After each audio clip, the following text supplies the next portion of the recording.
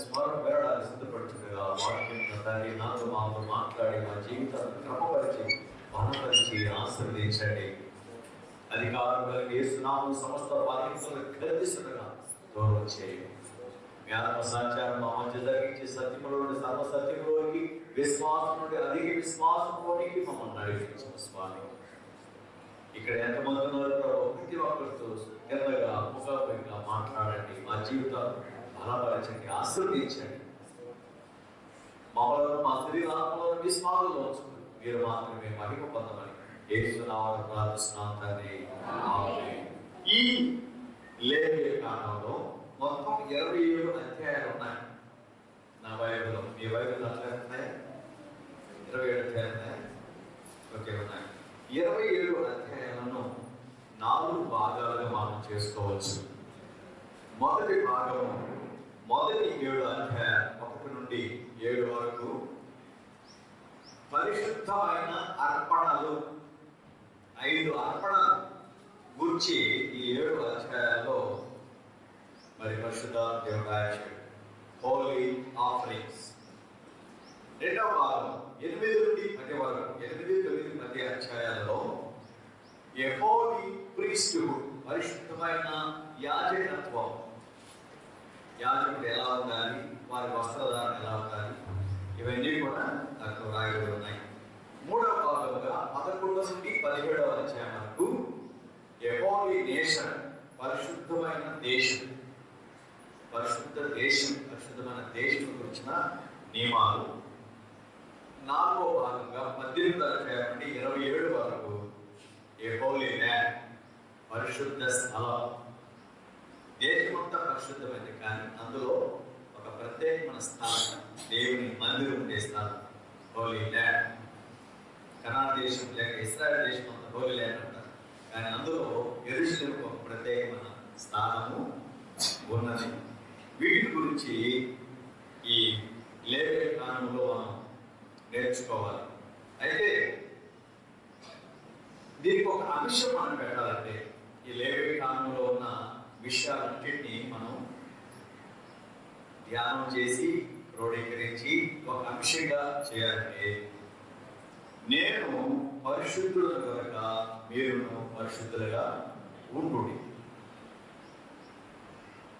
దేవుడు పరిశుద్ధుడు, ఆయన ప్రజలు కూడా పరిశుద్ధులుగా ఉండాలి అన్నది ప్రధానమైన అంశం. అదే మనం చదువుకున్న భాగంలో 44, 45 వచనాల్లో ఉంది. నేను మీ దేవుడైన యెహోవాను, నేను పరిశుద్ధుడు కనుక మీరు పరిశుద్ధులై ఉంటున్నట్టు మిమ్మల్ని మీరు పరిశుద్ధపరచుకొనవలెను అన్నది చాలా ఇందులో ప్రధానమైన అంశం.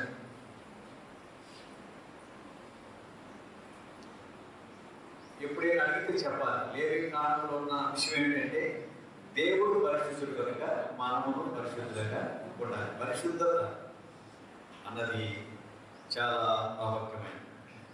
బైబిల్లో ఎన్నో అంశాలు మనకు ఉన్నాయి. బైబిల్లో ఎన్నో అంశాలు ఉన్నాయి. వాటన్నింటిలో విశిష్టమైనది, అత్యంత ప్రాముఖ్యమైనది, దేవునికి ఇష్టమైనది పరిశుద్ధత. అన్నిటికంటే ముందు ప్రథమ స్థానాన్ని అది స్వాధీనం చేసుకుంటుంది, ఆక్రమిస్తా ఉంది పరిశుద్ధత. ఎందుకు అంటే దానికి నేను 4 విషయాలు చెప్తాను. ఈ లేవియ కాండంలో పరిశుద్ధత అన్నదానికి ఎందుకు అధిక ప్రాధాన్యత ఇచ్చాడు దేవుడు అంటే 4 విషయాలు నేను చెప్తాను. ఒకటి, మన దేవుడు పరిశుద్ధుడు. దేవుడు పరిశుద్ధుడు. Hour God is Holi God. మన దేవుడు పరిశుద్ధుడు.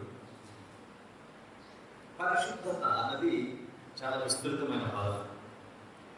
పరిశుద్ధత అంటే మనం ఏమనుకుంటున్నాం, మిమ్మల్ని అడిగితే మీరు ఏం చెప్తారో నాకైతే తెలియదు. ఒక్కొక్కరికి ఒక్కొక్క భావం ఉంటుంది. కానీ మనం మన ఆలోచనలకి, మన తలంపులకు అందనంత దూరం దేవుని పరిశుద్ధతకు ఉన్నది. మన తలంపులకు కూడా అందరు అంత స్వచ్ఛమైనది ఈ పరిశుద్ధత, దేవుని పరిశుద్ధత.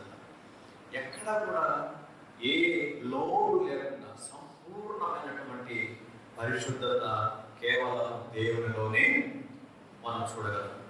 మనం దేవుని పరిశుద్ధతను సరిగా అర్థం చేసుకోకపోతే ఆయన పరిశుద్ధతను మనం కొంచెం తగ్గించి చూచే ప్రమాదం ఉంది. ఆయన పరిశుద్ధత మనకు సరిగా అర్థం కాకపోతే దాన్ని కొంచెం తక్కువ చేసి చూడడం అన్నది జరుగుతుంది. ఎప్పుడైతే దేవుని పరిశుద్ధతను మనం తక్కువ చేసి చూస్తామో పాపం యొక్క తీవ్రత కూడా మన దృష్టిలో చాలా తక్కువగానే కనబడుతుంది. ఎప్పుడైతే పాపం యొక్క తీవ్రత, నష్టం మన దృష్టికి తక్కువగా కనబడుతుందో అత్యంత ప్రమాదం జరిగిపోతుంది. ఏక ప్రమాదం అంటే మనం లెక్క లేకుండా పాపము చేయడానికి అలవాటు పడిపోతాం. పాపం వలన వచ్చే ఫలితం చాలా తీవ్రంగా ఉంటుంది. తెలిసి చేసినా తెలియక చేసినా దాని ఫలితం చాలా తీవ్రంగా మనకు నష్టాన్ని కలుగజేస్తాం. ఉదాహరణకు ఆదికాండం 3వ అధ్యాయంలోకి మనం వెళితే తినవద్దు అని చెప్పిన పండు తెలిసి తిన్నా తెలియక తిన్నా అక్కడ కలిగిన నష్టం అంత ఇంత కాదు. మీరు బాగా ఆలోచించాలి. ఎప్పుడైతే ఆ పండు తిన్నారో దేవుని స్వరమైనప్పుడు దేవుని దగ్గరికి రాకుండా వెంటనే వెళ్ళి చెట్టు చాటున దాముకున్నారు. చెట్టు ఆకులను కచ్చడాలుగా చేసుకున్నారు. దేవునికి అబద్ధము చెబుతున్నారు. ఒకరి మీద ఒకరు నిందలు నెపాలు వేసుకుంటున్నారు. ఆ తర్వాత 15వ వచనం నుండి కూడా 15 కింద చదివితే 17 వరకు చదివితే వారి నిమిత్తము భూమి శపించబడింది, మొట్ట తుప్పులు గంజ తుప్పులు మొలిచాయి. ఆ ఏదే వారం నుండి వారు వెలుగులకు నెట్టివేయబడ్డారు. 4వ అధ్యాయం వచ్చేసరికి అన్నదమ్ముల మధ్య ఘర్షణ వాతావరణం ఏర్పడి అన్న తమ్ముడిని చంపడం జరిగింది. అన్న శాపగ్రస్తుడిగా దేశదెబ్బగా మారిపోయాడు. ఇదంతా ఎందుకు జరిగిందన్నారు? పాపం యొక్క ఫలితం. తెలిసి చేసిన తెలియక చేసిన పాపము ద్వారా దుష్పరిణామాలు జరుగుతాయి. దుష్ఫలితాలు మన జీవితంలో వస్తాయి. మనుషుడు ఏది విత్తునో దానిని వస్తాడు. ఇట్టి పాపం యొక్క తీవ్రత మనకు తెలిసినప్పుడు మనం పరిశుద్ధతను ఎదుర్కొంటాం. పాపం చేయకుండా ఉండడానికి మనకేం కావాలి? పరిశుద్ధత కావాలి. పాపము లేని జీవితం కావాలి. దానికోసం వెతుకులాడతాం. ఆ పాపము లేని జీవితం కొరకు మనం ఎప్పుడైతే వెతుకులాడతామో మనకి ఎవరు కనపడతాడు? యేసుక్రీస్తు ప్రభువు వారు కనపడతాడు. ఎందుకంటే పాపము లేని వాడు ఆయన మాత్రమే. కాబట్టి దేవుడు, మన దేవుడు పరిశుద్ధుడు అన్నది మనం గుర్తెరగాలి.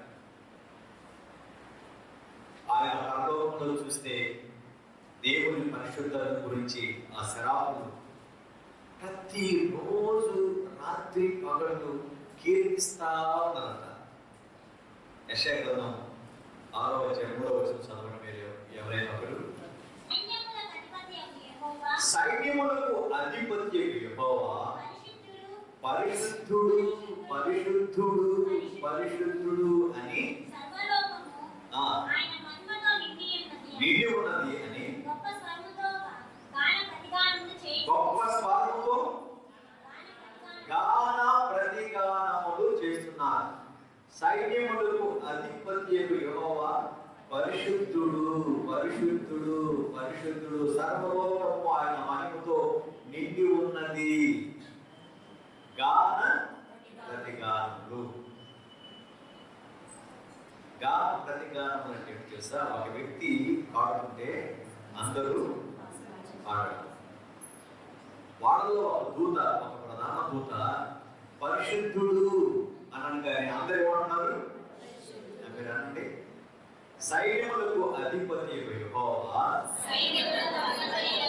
పరిశుద్ధుడు పరిశుద్ధుడు పరిశుద్ధుడు, సర్వలోకము ఆయన మహిమతో నిండి ఉన్నది.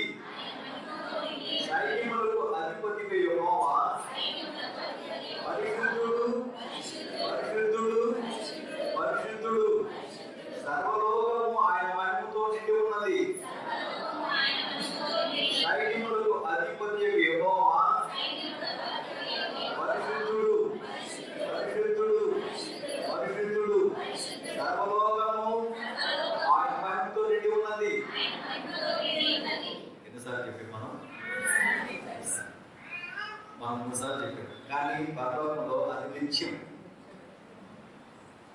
ఒక సెకండ్ కూడా మౌనంగా ఉండదు, అంతే. దివారాత్రులు వాళ్ళ పని అదే.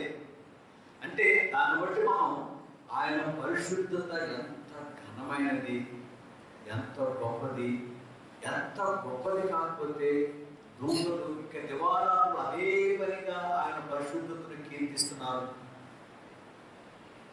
దేవుడు ఎంత పరిశుద్ధుడు అది మనం అర్థం చేసుకోవాలి. దేవుడు చాలా మన ఊహకు అందరి పరిశుద్ధత, ఆ పరిశుద్ధత ఎలాంటిదో మనం గుర్తించలేము. ఎక్కడ దాగు లేని, ఎక్కడ మచ్చ లేని, ఏ కోశాన కూడా పాయింట్ అవుట్ చేయడానికి వీలు లేని పరిశుద్ధత, స్వచ్ఛత. దేవుడు పరిశుద్ధుడు. ఆ దేవుడు నిన్ను నన్ను రక్షించడానికి మానవావతారిగా రక్త మాంసముతో ఈ లోకానికి వచ్చింది. ఆయన కూడా పరిశుద్ధుడిగానే జీవించాడు. ఆయన జనం పరిశుద్ధమైనది, ఆయన మాట పరిశుద్ధమైనది, ఆయన బోధ పరిశుద్ధమైనది, ఆయన జీవితం ప్రస్థానం అంతా కూడా పరిశుద్ధమైనది. ఆయన పరిశుద్ధులను కొంతమంది సంపోషించారు. మతాధికారులు, శాస్త్రులు, పరిసయ్యులు మతాధికారులు సంపోషించారు. అయితే ఇప్పుడు ఆయన అన్నాడు యోహాను సువార్త 8:46లో, నా యందు పాపము ఉన్నదని మీలో ఎవరు స్థాపిస్తారు అంటే నిరూపిస్తారు. మీరు నన్ను గురించి సడుగుతున్నారు, గొడుగుంటున్నారు, ఏదేదో నెపాలు మోపుతున్నారు. నాలో పాపం ఉందని మీలో ఎవరైనా రుజువు చేయగలరా? నా జననంలో, నా పుట్టుకలో, నా యొక్క జీవితంలో, నా మాటలో, నా తలంపులలో, నా ఆలోచన విధానంలో ఎక్కడైనా ఏదైనా లోపం ఉన్నదని మీలో ఎవరైనా నిరూపించగలరా? సవాల్ అంటే ఈ సడుగుతూ ఉన్నవారు, గొడుగుతున్నవారు మౌనంగా అయిపోయారు. అంటే దాన్ని బట్టి యేసు ఎంత పరిశుద్ధుడు. ఒకవేళ అతను ఏదైనా యేసయ్యలో ఏదైనా చిన్న బలహీనత ఉన్నా ఆ మాటలప్పుడు ఎవరో పైకి లేచి మాట్లాడాలి కదా, నిజమే కదా, మాట్లాడాలి కదా. అందరూ సరే ఎవరో మాట్లాడేదంటే యేసు ప్రభులో ఎలాంటి పాపము లేదు. మన దేవుడు పరిశుద్ధుడు. ఆయన పరలోకంలో ఉన్న పరిశుద్ధుడే. నిన్ను నన్ను రక్షించడానికి భూమి మీదకి మానవావతారిగా వచ్చినప్పటికీ ఆయన పరిశుద్ధుడేగానే జీవించాడు. ఆయనలో పాపము లేదు, మచ్చ లేదు, డాగ్ లేదు. ఆయన మాట, ఆయన వాక్యం పరిశుద్ధమైనది, పవిత్రమైనది. ఆయన జ్ఞానం పవిత్రమైనది, ఆయన కార్యాలు పవిత్రమైనవి, ఆయన తీర్పు కూడా పవిత్రమైనది, ఆయన ప్రేమ కూడా పవిత్రమైనది. దేవుని ప్రేమ పవిత్రమైన ప్రేమ, స్వార్థము లేని ప్రేమ, స్వలాభము ఆశించని ప్రేమ, పవిత్రత. ఆయన ప్రేమ పవిత్రత కాకపోతే ఎందుకు దేవుడు నిన్ను నన్ను రక్షించడానికి తన జనదైవ కుమారుడు యేసుక్రీస్తు ప్రభుని లోకానికి పంపించి శిలువలో ఆయన చంపి నీకు నాకు ఆయన శాపాన్ని, పాపాన్ని నుండి విడుదల ఎందుకు కలిగించవలసి వచ్చింది? ఆయన ప్రేమ కూడా చాలా పవిత్రమైనది. కాబట్టి మన దేవుడు పరిశుద్ధుడు, పరిశుద్ధుడు, పరిశుద్ధుడు అన్నది మనం అనుక్షణము జ్ఞాపకం చేసుకోవాలి. ఎందుకు ఇంతగా చెప్తున్నారంటే ఇక్కడ అన్నాడు, నేను మీ దేవుడైన యెహోవాను, నేను పరిశుద్ధుడు కనుక మీరు పరిశుద్ధులై ఉన్నట్లు మిమ్మల్ని మీరు పరిశుద్ధపరచుకోవాలి. రెండవది, మన దేవుడు పరిశుద్ధులైన మొత్తం మనం గ్రహించాలి, అది చాలా అవసరం. రెండవది, మన దేవుడు పరిశుద్ధుడు కనుక తన ప్రజలు కూడా పరిశుద్ధంగా ఉండాలని దేవుడు కోరుకుంటున్నాడని కూడా మనం తెలుసుకోవాలి. సో మనం కూడా ఎలా ఉండాలి?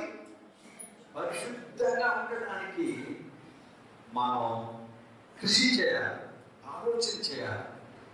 ఈ మాట ఇది చదువుతా ఉంటే, ఈ లేవీయుల గ్రంథం చదువుతూ ఉంటే ఇదే మాట 8 సార్లు నేను పరిశుద్ధులను కనుక మీరు కూడా పరిశుద్ధులుగా ఉండాలి. నేను పరిశుద్ధులను మీరు కూడా పరిశుద్ధులుగా ఉండాలి. పదే 8 సార్లు ఈ మాట మనకు కనబడతా ఉంటుంది. మీరు లేరు కానీ చదివితే ఇక్కడ నుండి చదివితే ఎందుకు అలా అని చెప్పాడంటే మనం పరిశుద్ధులుగా ఉండాలి.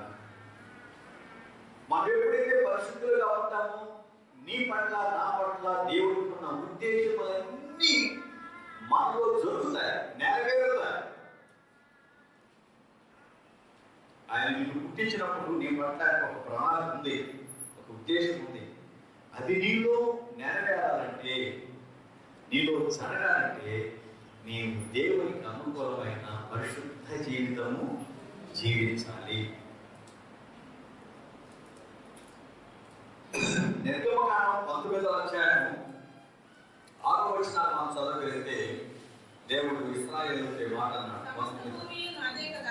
సమస్త భూమియు నాదే కదా, యాజక రూపమైన రాజ్యముగాను పరిశుద్ధమైన జనముగాను ఉందురు అని చెప్పు హోషేయ బాధతో. మీరు నాకు పరిశుద్ధమైన జనముగా ఉంటారు, పరిశుద్ధమైన జనముగా ప్రజలుగా మీరు ఉంటారు. ఎందుకంటే నేను పరిశుద్ధులు కనుక మీరు కూడా పరిశుద్ధమైన జనంగా మీరు ఉండాలి. దాన్ని ఆధారం చేసుకుని కొత్త నిబంధనలో పేతురు అంటాడు. పేతురు రాసిన మొదటి పత్రిక 2వ అధ్యాయం 9వ వచనం చదివితే అయితే మీరు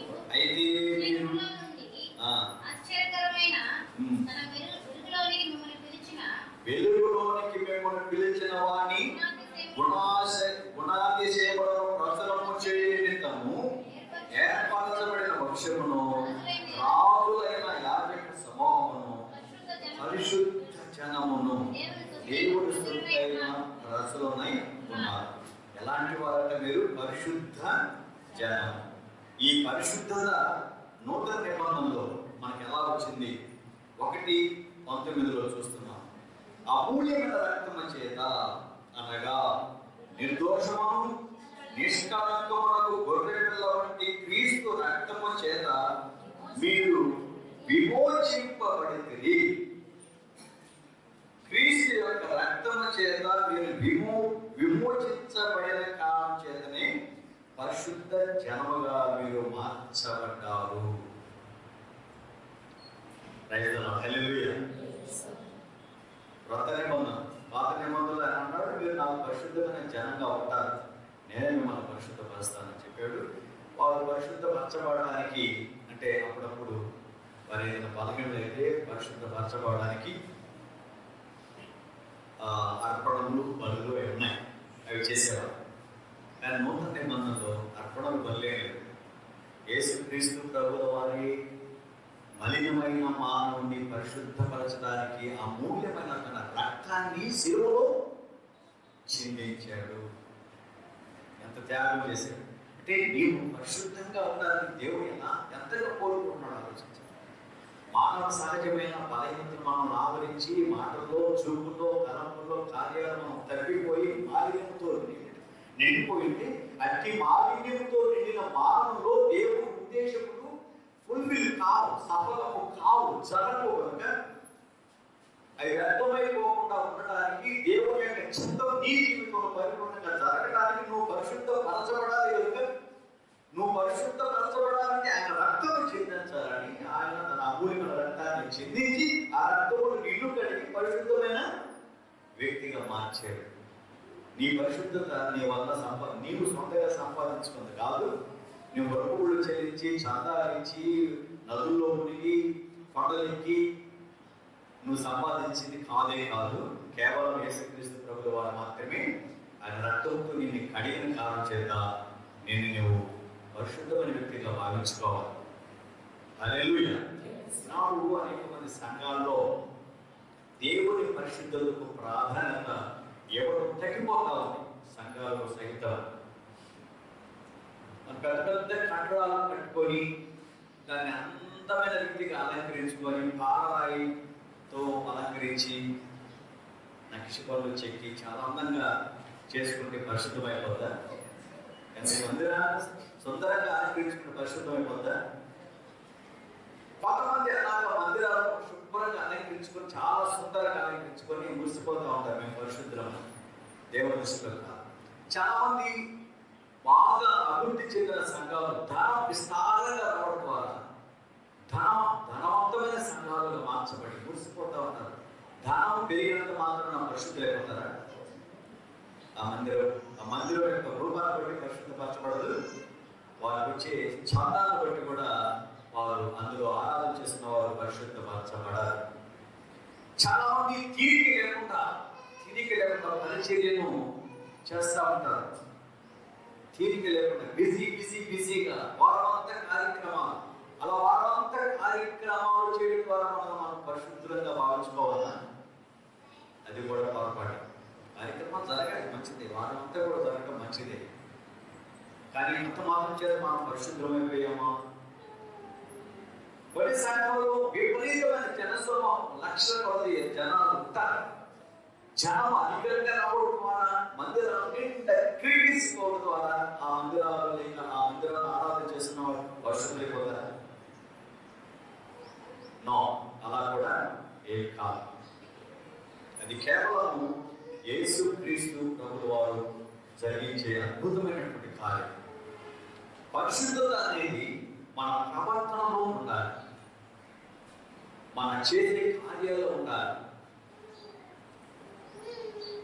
పరిశుద్ధత అనేది మనం చెప్పే సాక్ష్యంలో ఉండాలి.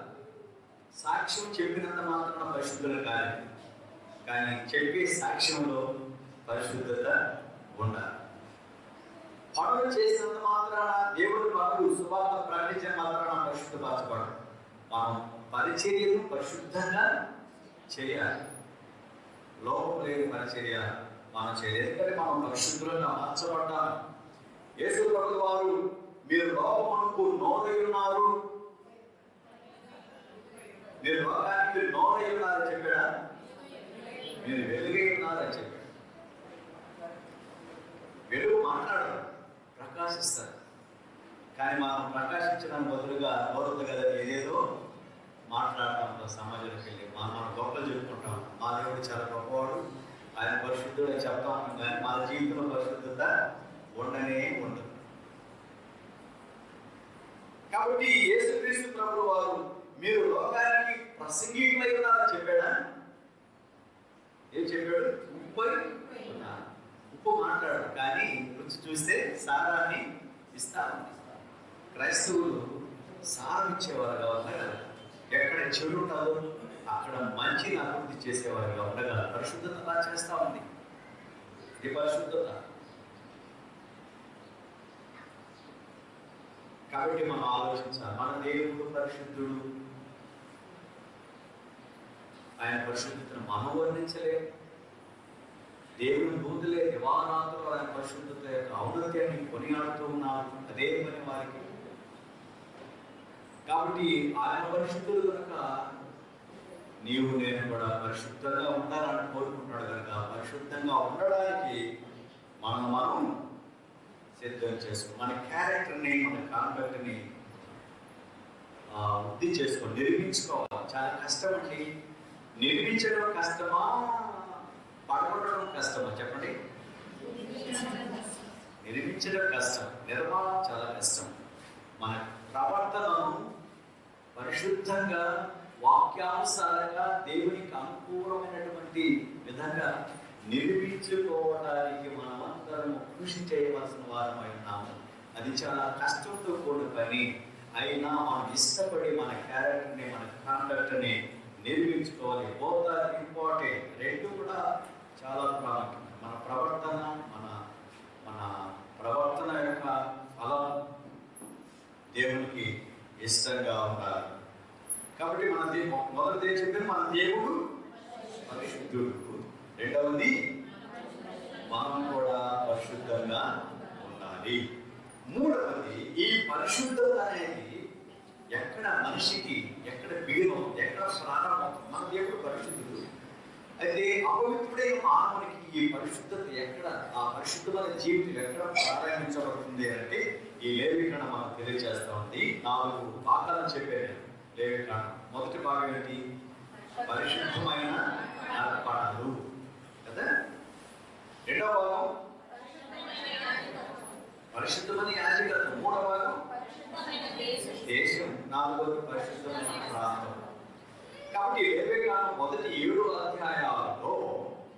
విశ్వాసి లేక దేవుని బిడ్డగా ఉన్నవాడు, ఒక మనిషి పరిశుద్ధుడిగా మార్చబడడానికి ఈ అర్పణతోటి ప్రారంభిస్తున్నాడు. లేవికాండం 5 అర్పణలు ఉన్నాయి. ఇవి పరిశుద్ధమైన అర్పణ: పాప పరిహారార్థ బలి, సమాధాన బలి, ప్రాయశ్చిత్తార్థ బలి, అపరాధ పరిహారార్థ బలి, దహన బలి అనేవి 5 ఉన్నాయి. 7వ అధ్యాయం ఇంటికి చదవండి. ఈ బలి సమర్పించే సమయంలో ఆ ప్రత్యక్ష గుడారం గత వారం మనం చూశారు. ఆవరణము పరిశుద్ధ స్థలము, అతి పరిశుద్ధ స్థలం. ఆవరణములు బలిపీఠము, ఎత్తడి గంగ. పరిశుద్ధ స్థలంలో దీప వృక్షము, సన్నిధుల వల్ల ధూప వేదిక. అతి పరిశుద్ధ స్థలంలో మనసు. ఆవరణలో వెళ్ళగానే దహన బలి. అక్కడే పరిశుద్ధతను ప్రారంభించాలి. మందిరంలోకి ఎక్కగానే దహన బలి దగ్గరే, దహన బలి పీఠం దగ్గరే పరిశుద్ధత జీవితం ప్రారంభించాలి. అక్కడ అర్పణలు అర్పించడం ద్వారా, బలులు అర్పించడం ద్వారా ప్రాయశ్చిత్తార్థం జరగాలి. పాప పరిహారార్థ బలి మనం అర్పించి మనం లోపలకు వెళ్ళాలి. పిల్లల అనేక మంది తెలుసో తెలియక పాపం చేసిన హల్లెలూయా. ఇశ్రాయేలీయులు ఒక పద్ధతి దేవుడు చెప్పాడు. 2 మార్గాలు ఉన్నాయి. ఇశ్రాయేలీయులు పాపం చేసినప్పుడు ఒక వ్యక్తి వెళ్తున్నాడు, పొలంలో లేక ఎక్కడో వెళ్తున్నాడు, అనుకున్న రీతిగా ఆ వ్యక్తి అపవిత్రుడు అయిపోతాడు. రకరకాల పద్ధతులు అపవిత్రులు అవుతారు కదా. ఒక ఉదాహరణ చెప్తాను. మనం వెళ్తున్నాం, ఈ ఊరి నుండి చెవులు ముందుకు వెళ్ళాలి. వెళుతున్న సమయంలో ఆ ఊరి వెలుగుల ఒక కుష్టి వ్యాధిగ్రస్తుడు ఉన్నాడు. అతను మనం చూడలేదు, మనం అతను చూడలేదు. అతని దగ్గరికి వెళ్ళారు. వెళ్ళగానే మనము అపవిత్రపరచబడతాం. అతను చూసి, మనల్ని చూసి నేను అపవిత్రుడను అని అనకపోతే అతను తప్పు. అతను చూడకపోతే మనం చూసుకొని మనం తప్పు. అతను మనం చూడాలి. అప్పుడు ఎవరు తప్పు లేదు. తప్పు లేకపోయినా నేను దగ్గరికి లేదు కనుక అపవిత్రుడైపోతాను. 50 అడుగులు దూరం వెళ్తే ఆ అపవిత్రత నాకు వస్తుందని లేవికాండంలో చాలా స్పష్టంగా ఉంది. ఈ అపవిత్రపరచబడిన నేను అపవిత్రపరచబడ్డట్టు ఆ కుష్ఠవాడు అక్కడ నుండి సమాజంలో చెప్పడు. ఎందుకు రాకూడదు కదా, అది నాకు మాత్రం తెలుసు. అయితే నేను అపవిత్రపరచబడితే మళ్ళా పవిత్రపరచబడడానికి కొన్ని ఆచారాలు ఉన్నాయి. అప్పుడు నేను అనుకుంటాను, నేను అపవిత్రపరచబడ్డట్టు ఎవరు చూడలేదు కదా, నేను అపవిత్రుడని నాకే మాత్రమే తెలుసు అని నన్ను నేను పవిత్రపరుచుకునే విధానంలో నిర్లక్ష్యం చేసి ఎవరికి తెలియకుండా ఇంటికి రావడం అవ్వాలి. నేను ఇంటికి వస్తే ఆ రోజు సాయంకాలం వరకు నేను ఏ వస్తువులు ముట్టానో అవన్నీ కూడా, ఏ వ్యక్తులు ముట్టానో వారు కూడా అపవిత్రులే. చూడండి, నేను ఆ అపవిత్రతను కడుక్కొని పవిత్రపరచబడడానికి సోమరునై పాల్మాని పిసినాతనం వచ్చి ఆ బలి పశువును తీసుకొచ్చి మందిరం దగ్గరకు వచ్చి ఆవరణం ప్రవేశించి ఆ బలిపీఠం దగ్గర బలి అర్పించి రక్త ప్రోక్షణ చేయించుకొని పరిశుద్ధపరచుకోవడానికి ఒక లాంగ్ ప్రాసెస్ ఉంది కనుక అంత కష్టం పడాలని నేను మౌనంగా ఉండిపోతే నా ద్వారా నేను ఎక్కడెక్కడికి వెళ్ళానో ఆ ప్రాంతం అంతా అపవిత్రమైపోతుంది. నేను పుట్టిన ప్రతి వస్తువు అపవిత్రమైపోతుంది. నేను పుట్టిన ప్రతి వ్యక్తి కూడా, అంటే నా శాపాన్ని, పాపము ద్వారా వచ్చే ఫలితాన్ని నేను మాత్రమే కాకుండా అనేకులు దాన్ని అంటించేసి మౌనంగా ఉన్నారు. శాపం. రెండవ పద్ధతి, నేను అపవిత్రం కనుక పవిత్రపరచాలి అని వచ్చి దేవుని వాక్యం ప్రకారం పవిత్రత పొందుకోవడం. అయితే వీళ్ళని ఆలోచించండి, పొరపాటున ఈ పాపం చేసిన వ్యక్తి, అపవిత్రపరచబడ్డ వ్యక్తి ఎలాగ నేను మొదలు చెప్పినట్టుగా తన పాపాన్ని కప్పిపుచ్చుకోవడానికి ప్రయత్నం చేసి తను నష్టపోవడం కాకుండా అనేకులు నష్టపోవడానికి కారకుడు అవుతాడు. ఎవరు చూసినా చూడకపోయినా నీ పాపాన్ని నువ్వు పరిహారం చేసుకోవడానికి ప్రభు నీ పాపాన్ని స్పష్టంగా చూచే దేవుడు నీతో ఉన్నాడు. ఆయన నిన్ను వదిలి పెట్టాడు. నువ్వు పాపం చేస్తే, నువ్వు మలినమైంది, నువ్వు పవిత్రపరచుకోకుండా ఒకవేళ మౌనంగా ఉంటే, ఈ పాపాన్ని దాచిపెట్టుకుంటే, ఒకరోజు ఆ పాప ఫలితం ద్వారా అనేకులకు దేవుడు దాన్ని స్పష్టంగా చూపిస్తాడు. సమూయేలు 2వ గ్రంథం 12వ అధ్యాయంలో 11వ అధ్యాయంలో దావీదు బెత్షెబాతో పాపం చేశాడు. 12వ అధ్యాయంలో ఎవరు చూడలేదు అనుకొని తన పాపాన్ని ఒప్పుకోవడానికి బదులుగా కప్పి పెట్టుకొని సింహాసనం మీద కూర్చున్నాడు. ఎవరికి తెలియదు కదా. సింహాసనం మీద కూర్చొని జరిగిన ఒక అన్యాయాన్ని గురించి చాలా గట్టిగా వాదిస్తున్నాడు. అతడు శిక్షార్హుడే.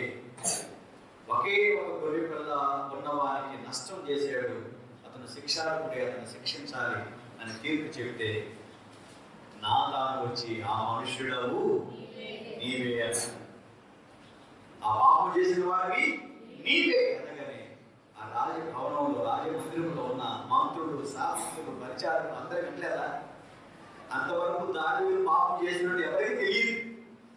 రహస్యంగా దేవుడి మందిరంలో పశ్చాత్తాపంలో తన వరకే ఉండేది. కానీ కప్పి పెట్టుకున్న కావడం చేత దేవుడు నాతన ప్రాబ్లం ద్వారా అందరి దాన్ని బహిర్గతంగా వెల్లడి చేశాడు. అవమానంతో తల దించుకోవాల్సిన పరిస్థితి వచ్చింది. ఈ పరిశుద్ధ జీవితం, పరిశుద్ధత అనేది మన అర్పణతోటి ప్రారంభం కావాలి. మనం పరిశోధన చేసుకొని పరిశుద్ధపరచుకోవడానికి దేవుని బలిపీఠం దగ్గర రావాల్సిందే, లేక ప్రమాదం జరుగుతుంది. అందుకే మన ఉత్తర ప్రత్యుత్తర భాగంలో చదువుకున్న 139వ కీర్తనలో ఆ అనుభవంతో దావీదు ఎలా అన్నాడు, యెహోవా నీవు నన్ను పరిశోధించి తెలుసుకొని ఉన్నావు, నేను కూర్చుండట నేను లేచుట నీకు తెలియను, నాకు తలపు పుట్టక మునిపే నీవు నా మనసు గ్రహించుచున్నావు, నా నడకను నా నడకను నీవు పరిశీలన చేసి ఉన్నావు, నా చర్యలను అన్నిటిని నీవు బాగుగా తెలుసుకొని ఉన్నావు. యెహోవా మాట నా నాలుగు రాకమునిపే అది పూర్తిగా తెలిసి ఉన్నదయ్యా. ఎక్కడ నేను దాక్కున్నదయ్యా, నీ ఆత్మీయుడు నేను ఎక్కడికి పోవద్దు, నీ సన్నిధిలో నేను ఎక్కడికి పారిపోవద్దని వేదన చెందుతున్నాడు. 139వ కీర్తనలో నీకు మరుగైనది ఏది కూడా లేదయ్యా, ఒప్పుకున్నాడు. కనుక ప్రియులారా, మన పాపానికి పశ్చాత్తాపం ఒకటే ఏకైక మార్గం. అది పరిశుద్ధమైన బలిపీఠం దగ్గర ప్రారంభం కావాలి. అదే మందిరంలో ప్రారంభం కావాలి. ఈరోజు మనకు బలిపీఠం లేదు, వాక్యం ఉంది, పరిశుద్ధాత్మ ఉన్నాడు, ఆరాధనలు జరుగుతున్నాయి. దేవుడు మనతో మాట్లాడినప్పుడు, మన బలహీనత మనకు కనబడ్డప్పుడు, మనం ఎక్కడ తప్పిపోయో మనకు దేవుడికి జ్ఞాపకం చేసినప్పుడు వెంటనే మనం పశ్చాత్తాపడమే ఆ బలిపీఠం దగ్గర మనం సరి చేసుకునే అనుభవం. దాచిపెట్టుకోవడం. గతవారం చెప్పిన నిప్పును బట్టలు వేసి చుట్టి ఎవరికి కనబడకుండా చేయగలమా? నిప్పు కణాన్ని తీసుకొని మూట పెట్టేయగలమా? బట్టలో ఏమవుతుంది? కాలిపోదు. ఎవరు చూడకుండా రహస్యంగా పాపం చేసిన దేవుడు చూస్తున్నాడు అన్న సత్యాన్ని మనం ఎరగగలిగితే పాపము చేయకుండా మనకు మనం నిగ్రహించుకునే శక్తి దేవుని సన్నిధిలో వస్తుంది. హల్లెలూయా, హల్లెలూయా. యేసుక్రీస్తు మన అందరి కొరకు ఆయన బలి పశువుగా మారిపోయాడు కనుక ఈ సమయంలో మనల్ని క్షమించేవాడు ఆయన మాత్రమే. అందుకే యోహాను రాసిన తన మొదటి పత్రికలో 7, 8, 9 వచనాల్లో ఎలాగో రాశాడు. మీరు ఎవరైనా చదవచ్చు, లేక నేనే చదువుతాను. అయితే ఆయన వెలుగులో ఉన్న ప్రకారం మనము వెలుగులో నడిచిన యెడల మనము అన్యోన్య సహవాసము గల వారమై ఉండుము. అప్పుడు యేసుక్రీస్తు రక్తము ప్రతి పాపము నుండి మనలను పవిత్రులుగా చేయను. మనము పాపము లేని వారని చెప్పుకుని యెడల మనలను మనమే మోసపుచ్చుకుందాము. మనలో సత్యము ఉండదు. మన పాపములను మనం ఒప్పుకొని ఆయన మనదైన వాడు నీతిమంతుడు కనుక ఆయన మన పాపములు క్షమించి సమస్త దుర్నీతి నుండి మనల్ని పవిత్రులుగా చేయు. హల్లెలూయా. ఏదైనా బలహీనత ఉంటే ఈ మందిరం అన్న బలిపీఠం దగ్గర మన బలహీనతలు ప్రభు సన్నిధిలో ఒప్పుకోగలగాలి. హల్లెలూయా. ఓకే, 4వ చెప్పి నమ్మిస్తాను. 4వ ఇంకొకటి చెప్పి దేవుడిని సంతోషపరచుటే పరిశుద్ధ జీవితానికి నిదర్శనం. ఏంటంటే నేను పరిశుద్ధంగా ఉన్నాను అని చెప్పడానికి నిదర్శనం ఒక సూచన. మన జీవితం ద్వారా దేవుడిని సంతోషపరచాలి అన్న తీవ్రమైన ఆశ మనలో ఉంటుంది. నేను ఏది చేసినా నా దేవుడిని సంతోషపరచాలి. ఆ కోరిక నీలో ఉంటే నీవు పరిశుద్ధ జీవితంలో కొనసాగుతున్నావు అన్న ఎరుక నీకు ఉండగలగాలి. పరిశుద్ధాత్మ దేవుడు నీలో పనిచేస్తున్నాడు కనుక నీవు మనుషులు సంతోషపెట్టేవారుగా కాకుండా దేవుడిని సంతోషపరచాలన్న ఆశ నీలో ఉన్నది. యేసుక్రీస్తు ప్రభువు వారు మత్తయి సువార్తలో 6వ అధ్యాయం 1-18 చూస్తే ఆ శాస్త్రులు పరిసయ్యులు అన్నాడు, మీరు మనుషులను సంతోషపరచాలని, మనుషుల ముందు నీతిమంతులుగా ఉండాలని అనుకోవద్దు. హల్లెలూయా. మనుషుల ముందు కాదు, మీరు నీతిమంతులని మనుషుల ద్వారా అనిపించుకోవడానికి మీరు ప్రయాసపడద్దు. రహస్యమందు చూచు నీ తండ్రి నీకు ఫలమిచ్చేవాడు కనుక ఆయన దృష్టిలో ఎలా ఒకసారి పరిశీలన చేసుకో. నీవు ధర్మము చేసినా, నువ్వు ప్రార్థన చేసినా, నువ్వు ఉపవాసం చేసినా మనుషులు చూడాలని కాదు. ఎవరు చూడాలి?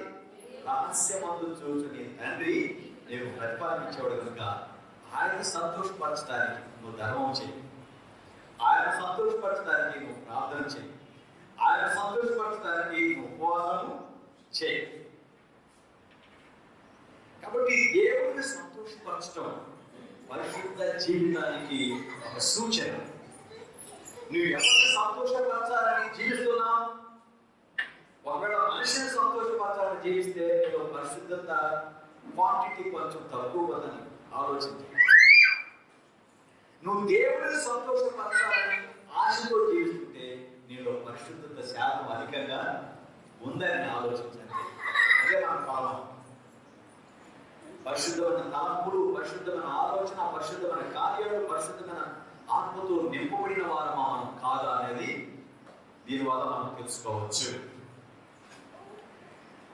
కాబట్టి ప్రియులారా, చివరిగా ఈ పరిశుద్ధత అన్నది మన అంతర్భాగంలోని హృదయంలోనే రావాలి. దేవుడు మనం చూస్తున్నాడు కనుక ఆయనను మనం సంతోషపరచాలి అన్న ఆలోచన మనకు ఉండగలగాలి. ఇతరులకు మనం అబద్ధం చెబితే మనమే మోసపుచ్చుకుంటున్నామని యోహాను చెప్పినట్టుగా ఏ అబద్ధికుల్లో సత్యం ఉండదు.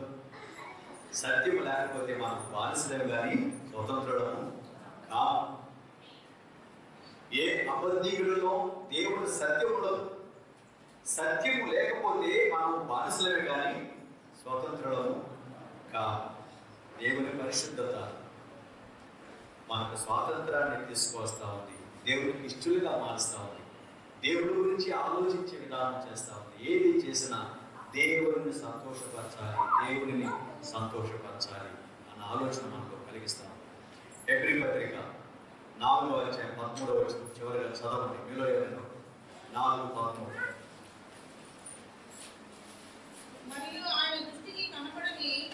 మరియు ఆయన దృష్టికి కనబడని స్పష్టం ఏదీ లేదు. మనం ఎవరికి లెక్క గొప్ప చెప్పవలసి ఉన్నదో ఆ దేవుని కన్నులకు సమస్తము మరుగు లేక తేటగా ఉన్నది. అది మంచి మాట అండి. మనం ఒకరోజు దేవుని సింహాసనం దగ్గర నిలబడతాం. ఎందుకో తెలుసా? లెక్క ఒప్పగించడానికి.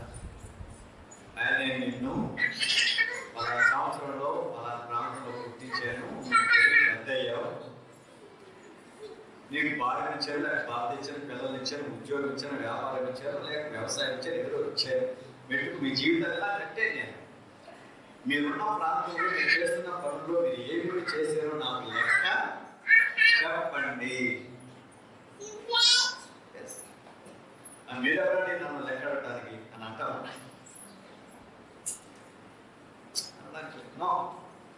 ఆ సమయంలో లెక్క తప్పనిసరిగా చెప్పాలి.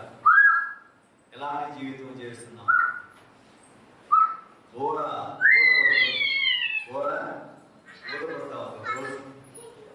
అని శబ్దం వస్తుంది. అప్పుడు ప్రభు మధ్యాకాశంలోనికి మేఘారోహణుడుగా రాబోతున్నాడు. మృతులైన పరిశుద్ధులు సమాధులు తెరవబడి లేస్తారు. సజీవులుగా పరిశుద్ధుల రెప్పపాటును మార్పు చెంది వారు వీరు సంఘంగా ఎత్తబడతారు మధ్యాకాశంలో. 7 సంవత్సరాల మధ్యాకాశంలో గొర్రెపిల్ల వివాహం జరిగిన తర్వాత భూమి మీదకు వచ్చి 1000 సంవత్సరాలు పరిపాలన చేసిన తర్వాత సంఘం పరలోకానికి వెళ్ళబడుతుంది. అప్పుడు దేవుని సన్నిధిలో మనము వరుసగా నిలబడాలి, లెక్క చెప్పాలి. ఏం చేస్తున్నావు? లెక్క చెప్పాలి.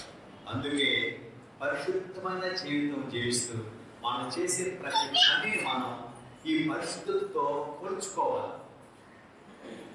ఏం చేయాలి?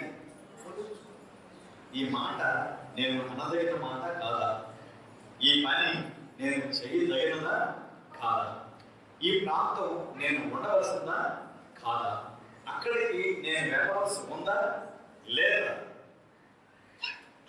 ప్రతి దేవుని పరిశుద్ధతలో మనం కొలుచుకోవలసిన వారమై ఉన్నాం. ఎందుకంటే మనం దేవుడిని సంతోషపరచాలి, పిల్లలు తల్లిదండ్రులను సంతోషపరచాలి, భర్త భార్యను సంతోషపరచాలి, భార్య భర్తను సంతోషపరచాలి. అందరూ మనం యేసయ్యను ఎవరు కష్టపెట్టకూడదు. పిల్లలు తల్లిదండ్రులు కష్టపెట్టకూడదు, అలాగే తల్లిదండ్రులు పిల్లలు కూడా కష్టపెట్టకూడదు. భార్య భర్తను కష్టపెట్టడం కానీ భర్త భార్యను కష్టపెట్టడం కానీ జరగకూడదు. మన ఇరుగు పొరుగు వారిని కూడా మనం కష్టపెట్టకూడదు. మనం అందరం కలిసి దేవుని కూడా కష్టపెట్టకూడదు, ఆయన సంతోషపరచాలి. ఎలా అంటే మనం పరిశుద్ధతను వెతుకుతున్నాము, మనం ప్రతి పనిలో పరిశుద్ధతను మనం పరమానం వేసుకున్నప్పుడు మనల్ని బట్టి ఆయన సంతోషిస్తాడు. మనం పరిశుద్ధంగా చేయడానికి ఆయన సిలువలో చనిపోయాడు, సమాధి చేయబడి తిరిగి లేచి పరలోకానికి వెళ్ళాడు. త్వరలో రాని ఉన్నాడు. దయచేసి ఆలోచన ప్రార్థించాడు. పెరిగిన దేవుని పెట్టారా 4 విషయాలు మనం చూసాం. 1, మన దేవుడు పరిశుద్ధుడు. ఆయన పరిశుద్ధత వర్ణనాతీతమైనది, వివరించలేనిది. దూతలు సింహారాత్రులు ఆయన పరిశుద్ధతను కొనియాడుతున్నారు. అంత మాత్రం కాదు, ఆయన ప్రజలు కూడా పరిశుద్ధంగా ఉండాలని ఆయన కోరుకుంటున్నారు. పాత నిబంధనలు మనిషిని పవిత్రపరచడానికి బలులు, యజ్ఞాలు, యాగాలు ఉన్నాయి. క్రొత్త నిబంధనలు యేసుక్రీస్తు ప్రభు రక్తమే నన్ను పవిత్రపరిచి. ఈ పరిశుద్ధమైన జీవితం మన బలిపీఠం దగ్గర మనం అర్పించుకోవడం ద్వారా ప్రారంభం కావాలి. యేసుక్రీస్తు ప్రభుల వారు మన అందరి ప్రతినిధిగా బలిపీఠం దగ్గర బలి పశువుగా మారి నీకు నాకు పరిశుద్ధతను ఆపాదించాడు. మనం పరిశుద్ధతను గ్రహించాలి, నమ్మాలి. మనం మామూలు వారు కాదు, పరిశుద్ధపరచబడిన వారు, ఆయన రక్తములో పరిశుద్ధపరచబడిన వారు, విమోచించబడిన వారు. మనలో ఉన్న మాలిన్యం, మనలో ఉన్న పాపం, మనలో ఉన్న దుర అలవాట్లన్నీ కూడా యేసయ్య కొట్టివేసిన సిలువలో. పరిశుద్ధపరచబడిన మానవులు యేసుక్రీస్తు ప్రభుని సంతోషపరచడానికి ప్రయత్నం చేయాలి, ప్రయాసపడాలి. మాటలలో, తలంపులలో, ఉద్దేశాలలో, ఆలోచనలో ఏది చేసినా మన తండ్రిని లేక యేసయ్యను సంతోషపరచాలి. పరిశుద్ధుడు మా తండ్రి, దయాళుడు మా ప్రభువుకు స్తోత్రాలు. విడుదల వాక్యము మా హృదయాల్లో నీరు కట్టి ఫలింపచేయండి. ఈ వాక్యమును అర్థం చేసుకొని పరిశుద్ధంగా జీవిస్తూ మీ ఉద్దేశము, మీ ప్రణాళికను మా జీవితంలో పరిపూర్ణంగా నెరవేరడానికి మీరు అనుగ్రహించమని యేసు నామమున ప్రార్థిస్తున్నాము తండ్రి. ఆమేన్.